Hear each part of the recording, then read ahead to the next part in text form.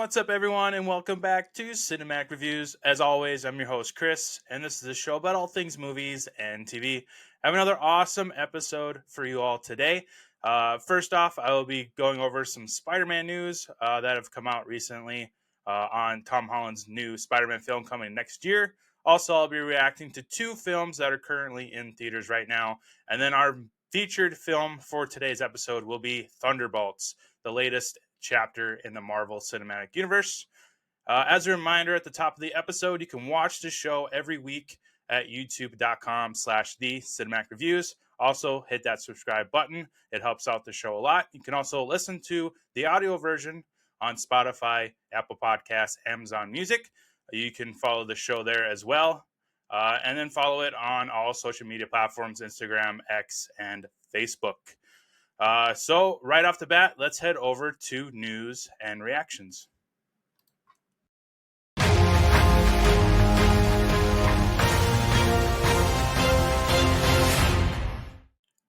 So there's a lot of buzz going around the newest Spider-Man film that will be releasing next year on July 31st, which is titled Spider-Man Brand New Day. The only two cast members 100% confirmed is Tom Holland returning as Peter Parker / Spider-Man and Zendaya returning as MJ. A lot of the speculation is around what his role will be in Avengers Doomsday, which is set to release in theaters about 2 months before the Spider-Man film. One of the biggest rumors is that a stunt double will be used in Doomsday, and Tom Holland will do voiceover work since he is currently filming Christopher Nolan's Odyssey film and the newest Spider-Man film back to back. I have a feeling that this could be true. I can't really see Tom Holland taking time out of his schedule to have much screen time, if any, in the Avengers film. They might want to just keep him open for Secret Wars, which is part 2 of this epic 2-part Avengers story that we'll be getting from the Russo brothers once again. Another piece of buzz going around the Spider-Man film, and that is the main villain of this newest installment, which is also kind of leading into a new trilogy, hence the name change. If you remember, the first 3 Spider-Man films previously used Home in the title. Now we're shifting gears over to Brand New Day, and I gotta imagine this new trilogy will kind of follow that Brand New Day style, just like the word home was used a lot in the first Spider-Man trilogy. With the main villain, the most common rumor I have seen is Mr. Negative. For those who aren't too familiar with that character, he was a big villain in the Insomniac Spider-Man games.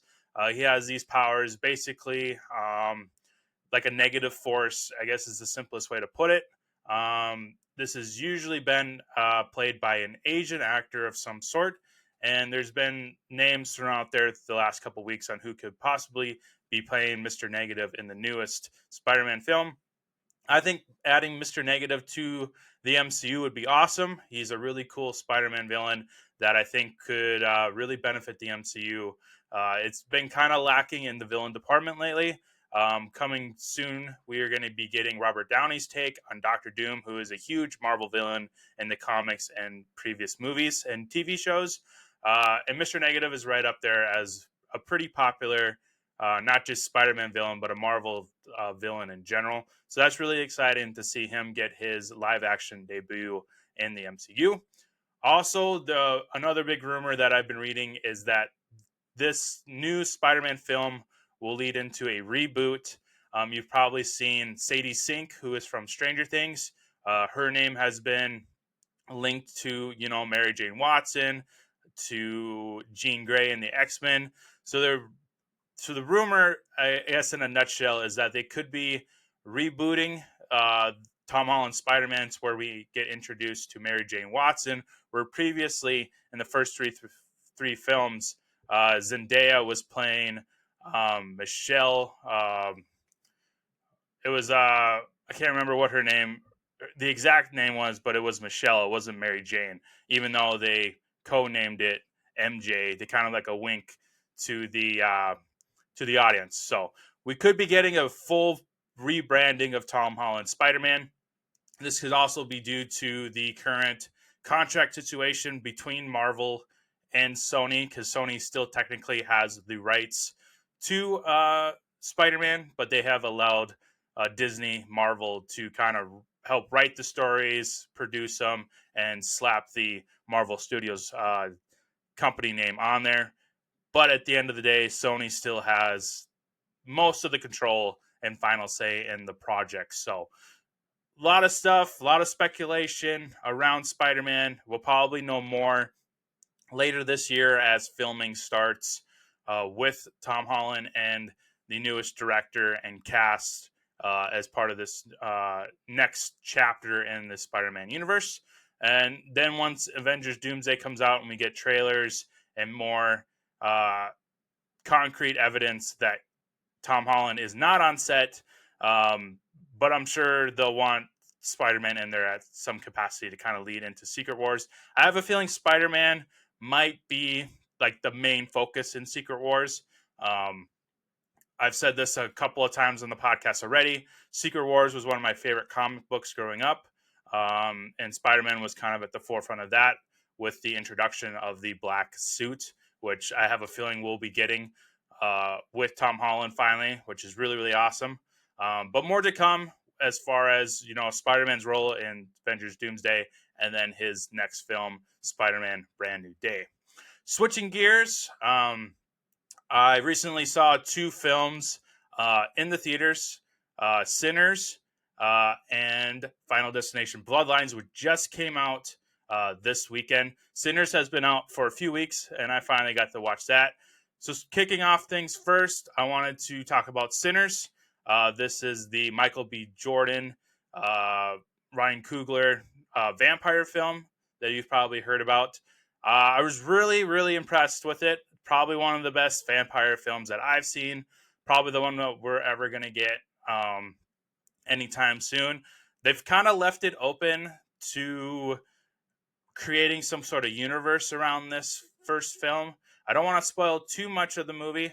Uh, Maybe I'll do a review episode about Sinners later on this year, but I kind of just want everybody to be able to watch it without any spoilers. Um, it also stars Haley Steinfeld and a bunch of other great cast. Michael B. Jordan, the biggest thing with this film was that he was playing twins. And I think Ryan Coogler did a fantastic job on how he handled twins in this movie. Looked very natural. The CGI was really great. The camera angles that he used as techniques to film Michael B. Jordan as two different characters was really impressive. The music was fantastic. Whenever I bring up the music, a lot of people just kind of jump right to, is this a musical? It's not a musical, even though music is a huge part of the film. It's a really key element. We get a lot of dancing, a lot of singing. I mean, even the vampires, you know, sing throughout this film, which I was very shocked, but I think it worked very, very well, even though it sounds kind of odd as I explain it. But definitely check out Sinners if you are a horror fan or a vampire film buff or just a Michael B. Jordan fan in general. He's really fantastic in this movie. I can't wait to own it and rewatch it again and really dissect it. And yeah, maybe I will do a review episode at some point because I was really, really impressed. It's probably one of my favorite movies so far of this year. We're only in May, and as you can probably see by the movie calendar, we have a lot more great hits coming up. But the fact that we have a really big banger of a horror film in the month of April already is really a good sign of this could be a really awesome movie year, I think. Switching over to another horror film, that is Final Destination Bloodlines. This is the sixth installment of the Final Destination franchise. Um, it's a franchise I grew up watching over and over again. I remember when the first two were coming out, and that kind of blew everybody's minds. Like, it kind of changed the horror genre a little bit. The CGI was never really great, and in this sixth installment in 2025 really doesn't change a whole lot either in that realm of the movie. The CGI was still kind of wonky and video gamey, but that's kind of like the shtick with this franchise. Um, it's really all about the kills in this franchise, and we've had a lot of great kills throughout these six installments. I think the best one for sure would be Final Destination 3, which is the roller coaster one. I think that still has probably the best deaths in there, especially the weight room scene and the tanning bed scene, which are very iconic to this franchise, along with the second Final Destination. A huge stunt in that was the logs on the freeway. So if you are a fan of Final Destination, I do recommend seeing Bloodlines. I was really impressed by this installment. Lately, the trend with these franchises, as we stretch them out, they kind of get worse and worse and worse. But I think this was actually a really good installment. I liked it a lot better than the last two that we got, Final Destination and Final Destination 5. Um, the fourth one was the race car track uh, kind of massacre, I guess is the best word to say it, which was really cool. That was something unique. And that's when they first introduced 3D to the franchise, I believe. And then when Final Destination 5 came out with the bridge, uh, they continued into the 3D aspect of it. But definitely those two are probably at the bottom of the list for me as far as ranking this franchise. And then I think the sixth installment is right up there. I would probably put that. Let me go through a mental checklist on my rankings. I'll post these rankings on the social media pages for the show. But I guess going in quick order of ranking these real quick, I'd go Foundation 3 at number one. Um, Probably the second film at number two, followed by the first film at three. And then that's probably where I would put Bloodlines is at number four, followed by, I would say, this is a tough. It could be a toss up between four and five. I think I would go four and then five as number six. But you could really convince me to flip those. I think I flip them mentally every time I watch them. But I would stick Bloodlines at number four, which is pretty good. It doesn't sound that great as I go through the list. Third from the bottom.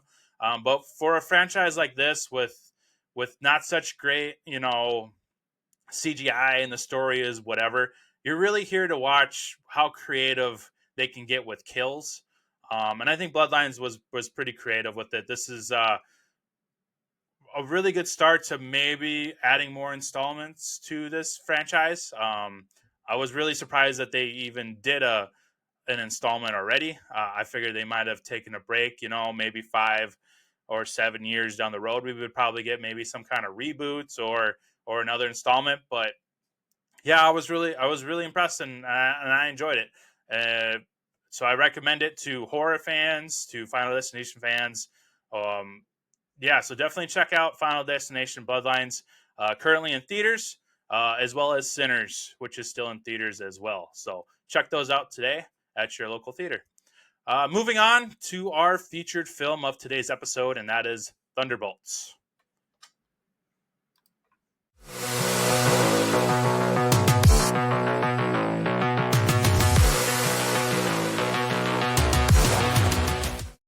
So, like I said, today's featured film is Thunderbolts, which has been rebranded to the new Avengers now. This is the newest installment of the Marvel Cinematic Universe. It's a movie that I've been really excited about since the first trailers were dropping. It had a lot of Suicide Squad vibes to it, but the good vibes, not the bad ones. I want to make that clear. Suicide Squad was not a great movie. Um, this is kind of what we wanted in a Suicide Squad movie, and Marvel just flat out did it better. It's kind of like their anti-hero task force in the Marvel Cinematic Universe. Kind of like the I'm trying to think of the other one. It's like the Midnight Suns with like Ghost Rider and characters like that. This is kind of the flip side of it, kind of like the quote unquote Avengers style. Um, Kind of the Suicide Squad of the Marvel Cinematic Universe, I guess is the best way to put it. Um, it was released on May 2nd, 2025. It is currently, let me check the box office, it is currently at $286 million worldwide so far. The budget was, it looks like 180 million. So it is in the plus column so far, and it's only been out about 3 weeks. So that's really good for it. I don't think it'll quite hit, that billion mark. Um, maybe by the end of it, it'll reach the 350 to 400 million mark range. It'd be really awesome if it hit 500 million. I don't quite see it hitting that much, but on $180 million budget with a cast that has a few, top notch actors like Florence Pugh, David Harbour. Those are fan favorites. Sebastian Stan returns as Bucky, who is a huge fan favorite. Other than that, it's actors like Wyatt Russell, Julia Louis-Dreyfus, who has kind of made a name for herself in returning to the screen since she first appeared in the Winter Soldier and the Falcon show on Disney Plus. Now she's kind of at the forefront. She's kind of like the Nick Fury of this take of the Avengers. Um, but really, this movie is really led by Florence Pugh and David Harbour. Um, we get a lot more Wyatt Russell in here, who is also returning from the Falcon and the Winter Soldier show. Um, he's actually pretty great in here. I was never really a big fan of his in the Falcon TV show, but now he's kind of redeemed himself, and I kind of dig John Walker as a character. He's gone through a lot of changes, um, and I think he's actually starting to become an actual hero. Whereas in the Falcon and Winter Soldier, he was kind of like a yes man. He was your typical soldier, kind of a piece of shit, really, honestly. Um, but until he joins the Thunderbolts and he kind of goes through what they go through in the film, he kind of realizes that he needs to change his life and his attitude, and so he becomes a character that I surprisingly enjoy seeing, and I'm excited to see what else he does um, in the future of the MCU. It is, I think, pretty much confirmed now by the Russo brothers that pretty much all the Thunderbolts will be appearing in Avengers Doomsday. Um, no word yet on their role in that. I guess we'll have to find out until the trailers start dropping and set photos start releasing. But it's really awesome that the Thunderbolts will be a pretty important group in the Marvel Cinematic Universe, which is very surprising. I remember when this movie was first announced, years back, I was like, the Thunderbolts, that's probably going to be a lame ass movie that will be probably thrown into the group of like Eternals and the Marvels. Um, but I actually really, really love this movie. And when I go through my rankings later in the episode, I have it ranked surprisingly pretty high on my list of 40 plus projects that we've gotten so far from Marvel. So, yeah, let's kind of go through the cast here. I briefly kind of touched on them a little bit. Um, Florence Pugh, like I said, returns as Yelena. She is the quote unquote a kind of sister to Natasha, Black Widow, who was played by the lovely Scarlett Johansson. Rest in peace to Natasha Romanoff. Um, I say quote unquote sister because if you've seen the Black Widow movie, you know that they're not like actual sisters, even though they were raised together. They consider themselves sisters. They're technically not blood sisters. Um, but she's great. We last saw her in the Hawkeye series along with Hawkeye and Kate Bishop, and now she's kind of spearheading her first movie. And I love Florence Pugh. I love the Elena character. I'm excited to see what else that Foggy has in store for her character because I really think um, they should just come out and say that she is the brand new Black Widow. She pretty much acts like it in this film.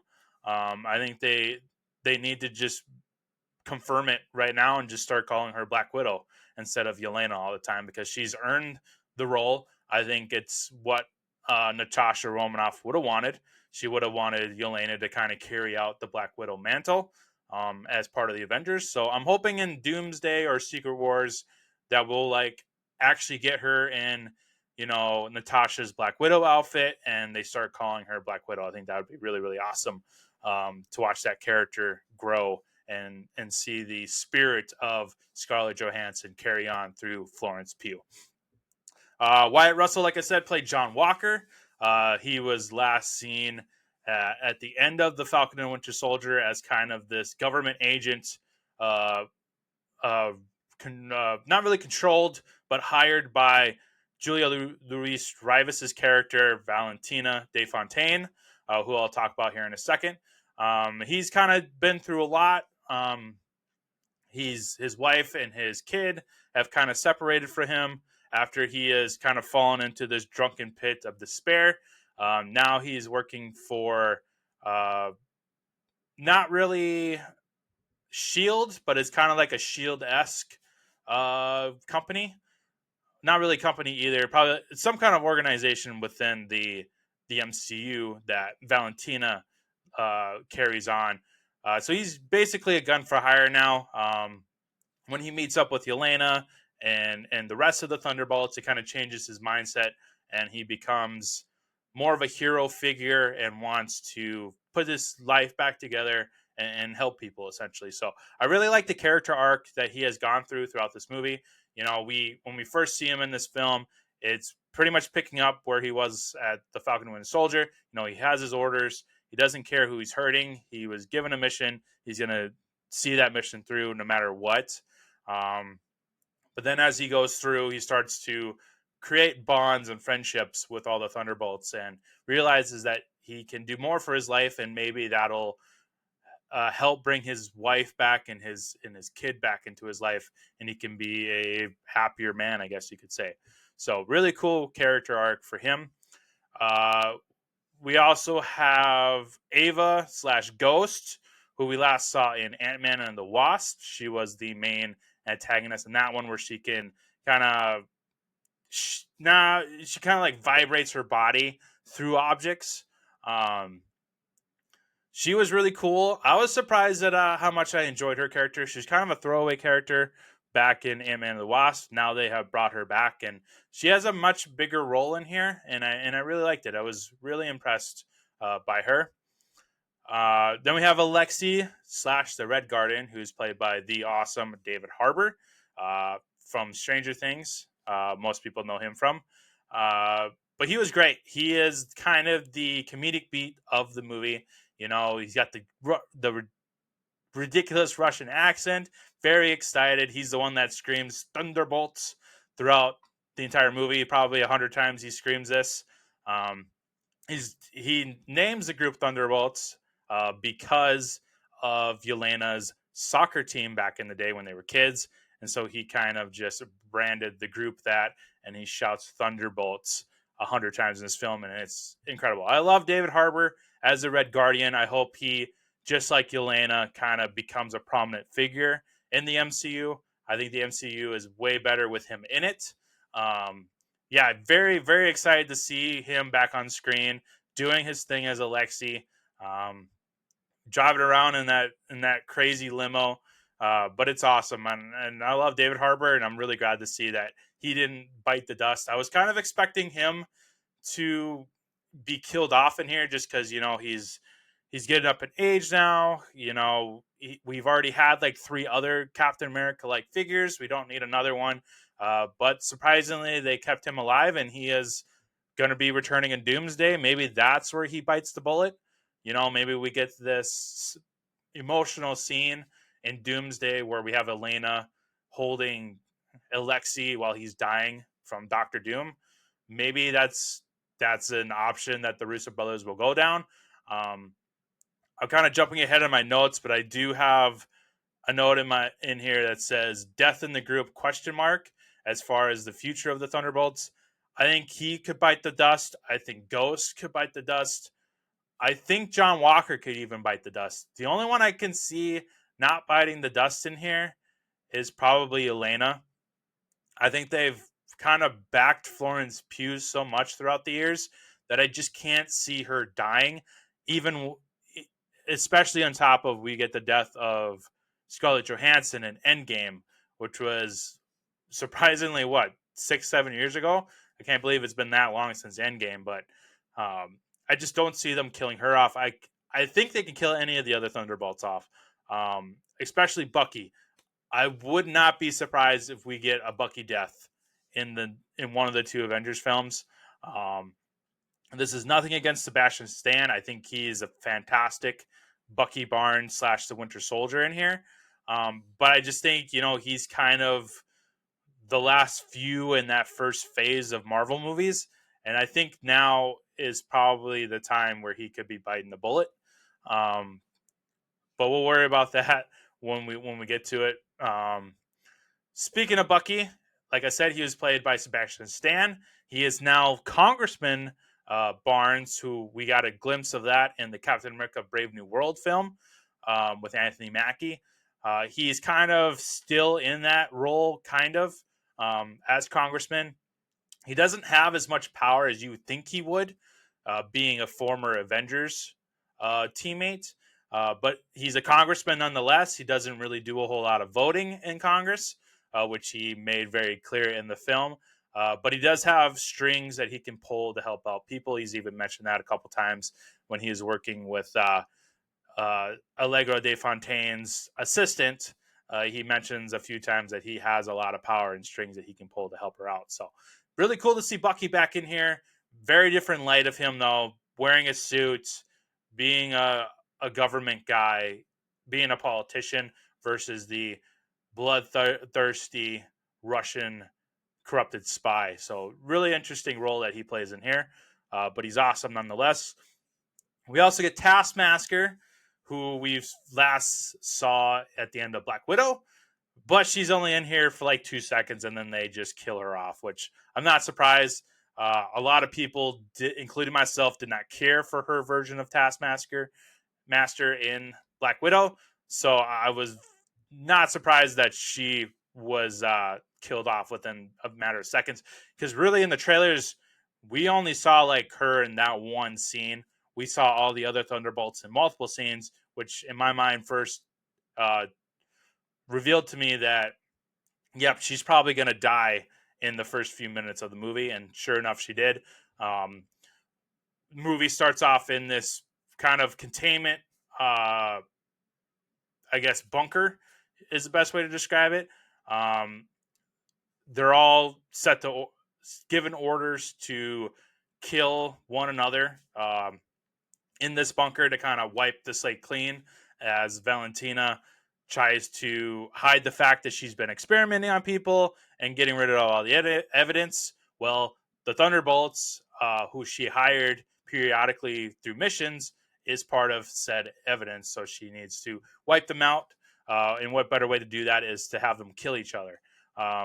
But only one of them ends up dying, and that is Taskmaster.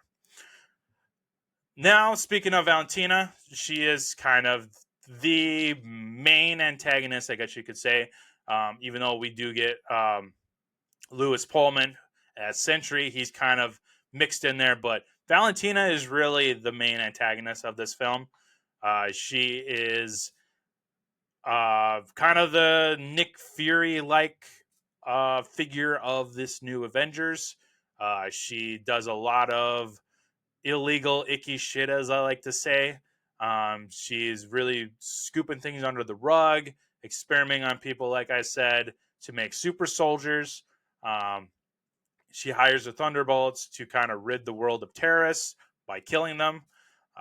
So she's kind of like the dark version of Nick Fury, where Nick Fury, he was like, I'm going to form the Avengers. We're going to save the world. We're going to protect the world. Flip side of that coin, Valentina is more like, yeah, we're going to save the world, but we're going to kill to do it. We're going to do whatever it takes, even if it means experimenting on innocent people to create super soldiers to protect the world. But really, she's in it to kind of control the world, even though she says she wants to protect it. So she's the main antagonist of the film, for sure. I did like her performance. I think Julia Louis-Dreyfus is freaking amazing. Um, we haven't got a whole lot of her. This is probably the most screen time that we have gotten with her. We briefly got her in the Falcon and Winter Soldier show. She's popped up in like other shows, like I think she popped up in Miss Marvel or She-Hulk or one of those. But this is the most screen time we've seen her in one setting. And I think it was really good. She gave a great performance. I'm very curious to see what Foggy and Marvel has in store for her character in the future. Does she like end up replacing Sam Jackson? Because I know he's getting older in age. Or does she, bite the bullet in Doomsday or Secret Wars or some other Marvel project? I guess we'll find out what exactly her role will be going forward in the MCU. But very excited for some Dave Fontaine action. Um, And then the last character I'll kind of give my thoughts on, and that is Lewis Pullman, who plays Bob slash Sentry, which is funny because, and this was a big social media thing when the trailer revealed that his name was Bob. Lewis Pullman actually played codename Bob in Top Gun Maverick. So coincidence? I think not. I think that was kind of on purpose, kind of like a wink wink. Like Top Gun Maverick was a huge movie when it came out. This was going to be a big movie when it comes out. So let's name Lewis Pullman Bob. So, or maybe he even had input on it. I haven't really dug through the weeds on that one. Maybe he brought it forward and said, "Yeah, let's just name me Bob because I like the name Bob." But in reality, he is the character Sentry. Sentry is a Marvel character I'm not too familiar with. I'm gonna have to do some more researching on it. The comic books that I've read never really had Sentry in it. I've known the name just by random articles that I've read throughout my life so far. But after watching the Thunderbolts, I'm really going to dig deep into the Sentry character because I think he'll be a pretty important character moving forward, especially with Doctor Doom on the forefront. I think he is a character that could go up against him. Um, but in this movie, his power is kind of the fact that he's indestructible, kind of like Superman almost, um, but with a little twist to it. He ends up creating this void in the movie where it doesn't really kill you, but it kind of wipes you from like the physical world and sends you into this uh, scary nightmare universe where you're kind of forced to relive dramatic moments in your life. So, like Elena, she when she was younger, part of her test in the Widow Academy, um, she had to kind of trick her one of her friends into the woods, and then she ended up getting shot. So that kind of dramatic event stays with her throughout her life. Just like with the Bob character, he was a drug addict and all that because of how his childhood was growing up. His father was very abusive. He kind of hid inside of himself. Um, and kind of resorted to drugs and a life of crime and all that. So he is forced to kind of live in this mini hell of his in the void. And so as his void grows, he kind of sucks everybody else in the world into this void, and they're forced to live their most dramatic events in their life as well. So very, very, I guess what the word is, very heavy movie. Trauma is at the forefront of this movie. It's a really big central element to it, and I think they did it very, very well. I need to look up the director's name because I think he did a fantastic job for this. Jake Chenier, I think is how you say it. Not too familiar on what he has done so far. Let me look at his filmography.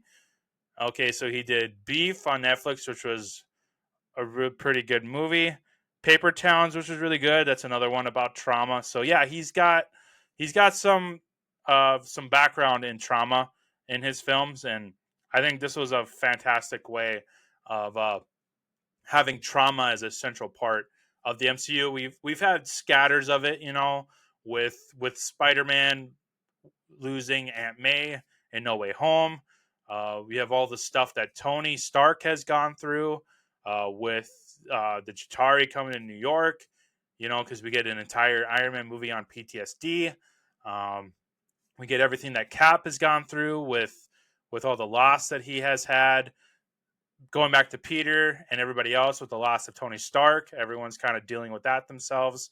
But this was really, I think, almost the best way to do a movie around trauma, and they did it beautifully. I think Florence Pugh in particular, she's fantastic in this movie on how she kind of deals with the trauma of her life and how she kind of overcomes it.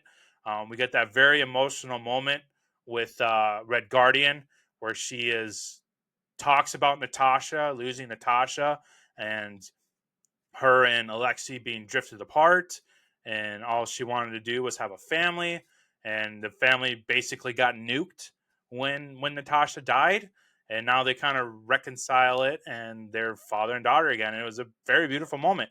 Very similar to the moment that she had in the Hawkeye show, where she sees that plate in New York of the Avengers, the six Avengers, for saving New York back in 2012, and she gets to Natasha's name, and she's sitting there uh, with Hawkeye, just reminiscing on how much they miss Natasha. And it's very similar here with her moment with Alexei. And it's probably one of my favorite moments in the movie where her and Alexei kind of reconcile and kind of throw their trauma out at each other, and they work through it, and they're better going through it. So very shocked that this had some very heavy uh, elements to this movie, and a Marvel movie nonetheless. Very beautiful movie. Absolutely love it. Aside from the trauma, there's also great action in here. Um, the fight choreography is fantastic. There was a lot of moments. I even wrote this note down uh, on my doc. Marvel is back. There was a couple of times in this movie where I'm sitting in the theater thinking to myself, Marvel is back. The one scene in particular is when Alexei and the Thunderbolts are driving the limo through the desert, trying to escape Dave Fontaine's goons. And Bucky shows up on his motorcycle. He's got his trusty, I don't know what you want to call this, a gun that shoots out landmines. And he ends up flipping the limo over, and it's very, and you could tell that they took this from the Dark Knight. Um, it flips over just like the truck flips over in the Dark Knight. And at that moment, as that limo was flipping over, I'm like thinking to myself in the theater, Marvel is back, baby, because it is. Um, I'm just super excited. The fighting choreography, that scene and the underground evidence place that gets blown up by Valentina to hide the evidence. A lot of great hand-to-hand combat.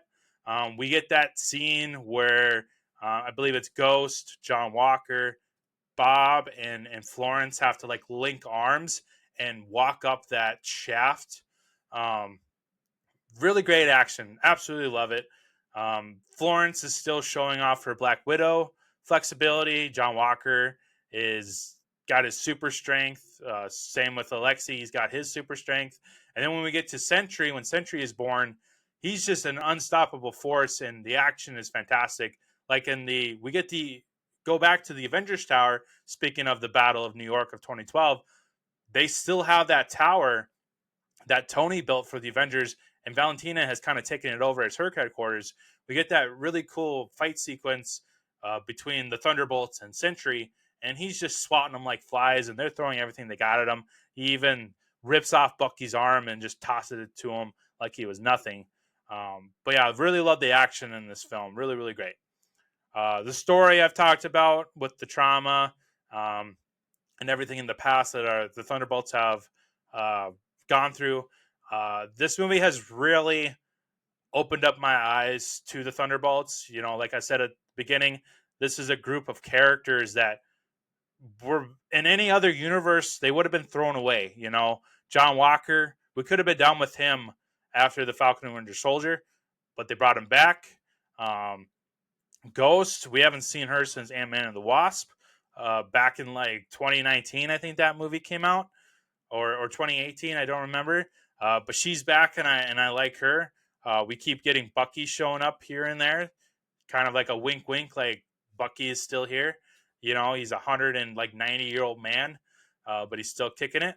Uh, and Alexei and Elena, who I think are fan favorites, they're favorites of mine. They're just really fantastic, and it's great that they're getting their own movie. So a lot of humor, a lot of fun, mainly directed at Alexei. Alexei's kind of the comedic beat um, in this film, especially when he's shouting, "We are the Thunderbolts!" like 100,000 times. It's really great. So now the last point I want to talk about, and I've kind of touched on it already, but what is the future of the Thunderbolts slash the New Avengers? Um, they're confirmed for Doomsday. No word yet on if they're confirmed for Secret Wars or any other project. So that tells me that we might be getting a couple deaths. Um, like I said, regrettably, I think Red Guardian could bite the bullet. I think Bucky could. Um, I think Ghostkin, John Walker certainly could be killed off. I just think Elena is the only one that's really safe. Well, I guess Bob, I don't really see them killing off Sentry unless it turns out that he doesn't really fit in what story that Kevin Feige wants to make down the road. Um, I think most likely we're going to be getting like a Bucky death and an Alexi death and a Ghost death. John Walker, I could still see them keep him around, but I wouldn't be shocked if they decide to kill him off in a future project. So more to come on the Thunderbolts. They will be returning for Avengers Doomsday, which is set to release next year in May. And I guess we'll see who makes it to Secret Wars, which will come out the following year in 2027. So check out the Thunderbolts in the theaters. Eventually, it'll be hitting Disney Plus. With it being out in May, I would guess maybe it hits Disney Plus in August. Because the next Marvel show we have is Ironheart. That'll be coming out next month, I believe. And then the Fantastic Four First Steps will be releasing in theaters in July. So I gotta imagine Thunderbolts will probably hit Disney Plus sometime in August. At the very earliest, the very end of July. But I think that would kind of go up against the theater release of the Fantastic Four and kind of mess with the Ironheart series. So I would plan for the Thunderbolts hitting Disney Plus in August or September. But it'll definitely hit, streaming service like Fandango and Apple probably in July for like that premium price. But I usually wait until these hit Disney Plus because then they end up knocking down the price on those streaming services. But nonetheless, check out Thunderbolts. I highly recommend it. Marvel is back. I think the future is bright for Marvel now. It seems like they've kind of scaled back on too many projects during the year. I think I read an article where they're going to limit themselves to, I think it's 3 movies a year, 2 TV shows a year, and that is it. So they have 5 projects that they're going to spread out in a 12-month span, which I think it's better than what they were doing. It seems like every 2 or 3 months they were pumping out both a movie and a show. I wish we would go back to 0 shows and go to like 2 Marvel movies a year. I think that was when they were in their prime. You got a movie in May and then you got a movie in like November, and that was it for Marvel. Now with Disney Plus and all that, they're really pumping out all these projects, and they're not all great projects. We've had stuff like She-Hulk. Miss Marvel was fine.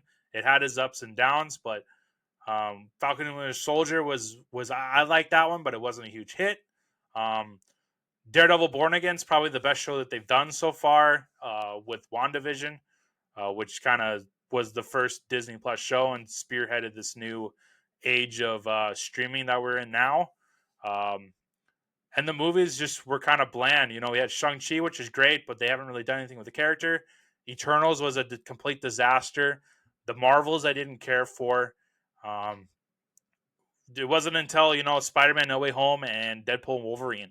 But now we have the Thunderbolts, and it's awesome. Captain America: Brave New World I really liked, but this is way above what Brave New World did. This is what I wish Brave New World could have been. This level of excitement, this level of fun and action.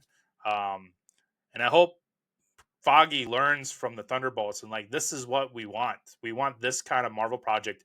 It's reminiscence of the first 3 phases of Marvel, and now we're back in it. We're in phase. I think we're in 5, almost 6, and we're finally getting good projects after 7+ years of kind of mediocre stuff, hit or miss stuff. So Marvel's back. Go see Thunderbolts in theaters. Support the film. Yeah. So let's finish off the episode today with ranking the Thunderbolts in the MCU rankings.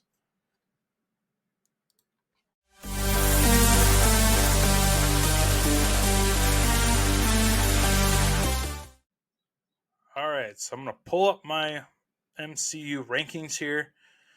Number 1, Deadpool and Wolverine. 2, Spider-Man: No Way Home. 3, Avengers: Infinity War. 4, Avengers: Endgame. 5, Spider-Man: Homecoming.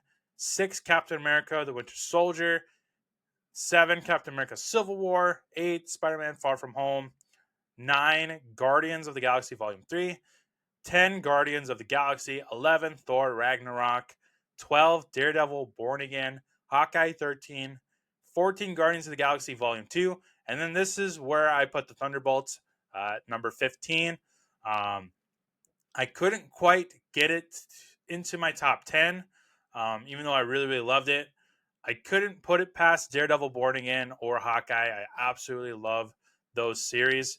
And Guardians of the Galaxy Volume 3, or 2, I absolutely love. I love all 3 Guardians movies. I love all 3 Spider-Man films. But I do like the Thunderbolts over the Ant-Man films, which I absolutely love. So I'm putting Thunderbolts at 15, which was very surprising. I didn't think I was going to rank it this high.